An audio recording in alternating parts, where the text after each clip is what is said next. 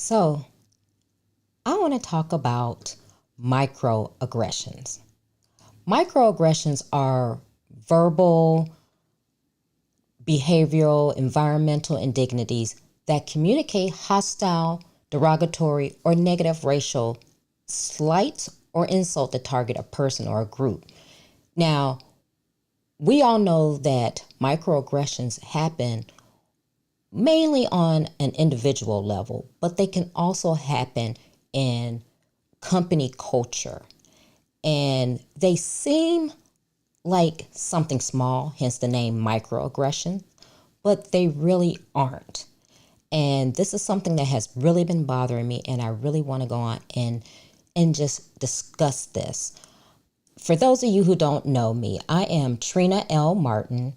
I help bridge the gap for underrepresented and underserved minorities in the workplace by advising and consulting businesses on diversity, equity, inclusion, and recruiting.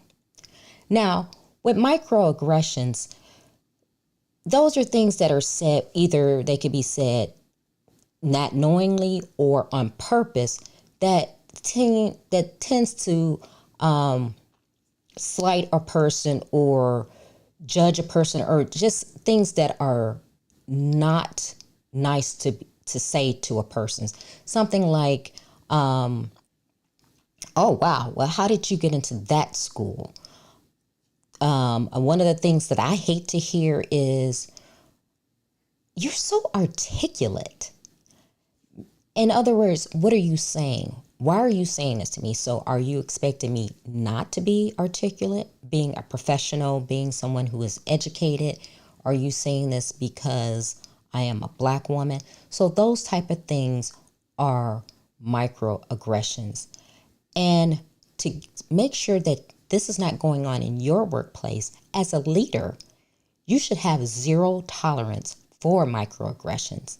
And that starts from the top down, as far as training on microaggressions and setting the standard and holding people accountable. There is no reason why someone should feel like they have to have a barrier on when they're in the workplace, or wondering, how do I respond to this, or should I respond to this?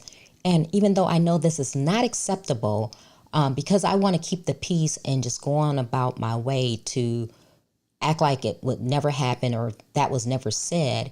And actually, that is very draining and puts your employee in a bad space. So I want you to start thinking about this and thinking about things that are said, whether you intentionally say them or not. Again, like I said, the whole, you're in performance reviews. I mean, it can happen in performance reviews. It can happen in meetings, as far as someone being slighted. So someone making a comment or saying something and you totally dismiss them or ignore them because you think they don't have value. Asking someone like, where are you from? And then they tell you, again, no, really, where are you from? That's microaggression. So in other words, you're saying, well, you look a certain way, or I perceive you to be from a certain place. So that's where I'm assuming you're from, even though you're telling me you're from somewhere else. So many different things, and microaggressions take on so many different ways, and they can be brought out. And we all know that workplaces that are inclusive perform better and have employees who are happier. So if you are in leadership and you want your company to be inclusive, which everyone should nowadays, you want to make sure that microaggressions are not happening in your workplace. And even you as a leader may be guilty of perhaps saying something that you never thought was a microaggression, but it is. So you have to start being very conscious of what you're saying and how someone will perceive it. And if somebody comes to you and say, hey, that really wasn't something that I felt comfortable with you saying, or why did you say that?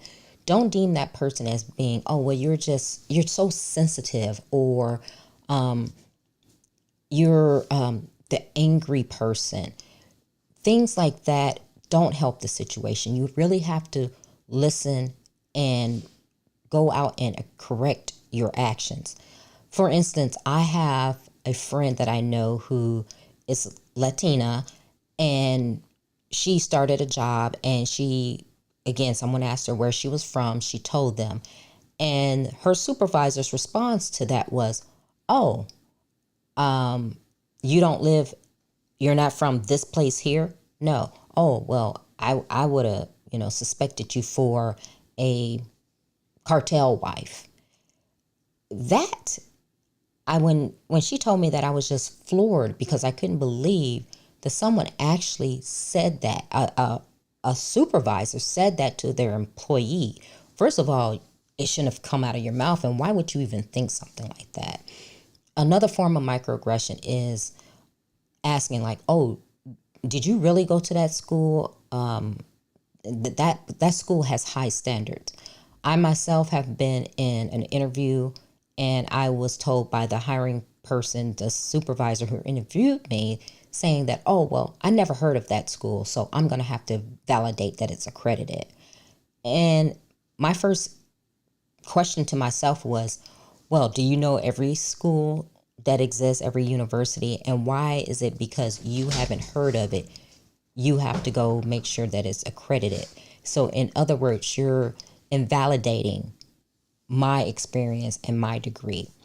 So, leaders and workplace, I really need you to look very closely at your corporate culture and see what's going on. Have a zero tolerance for those microaggressions going on, either as in the group, in meetings, or just look at yourself one on one and really start to discern what you're saying and how it will be received by the person who is hearing this.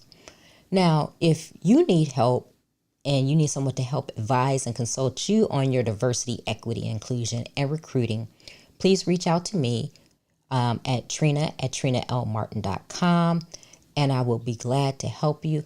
But today, I want you to think about microaggressions. It seems small, but it's not.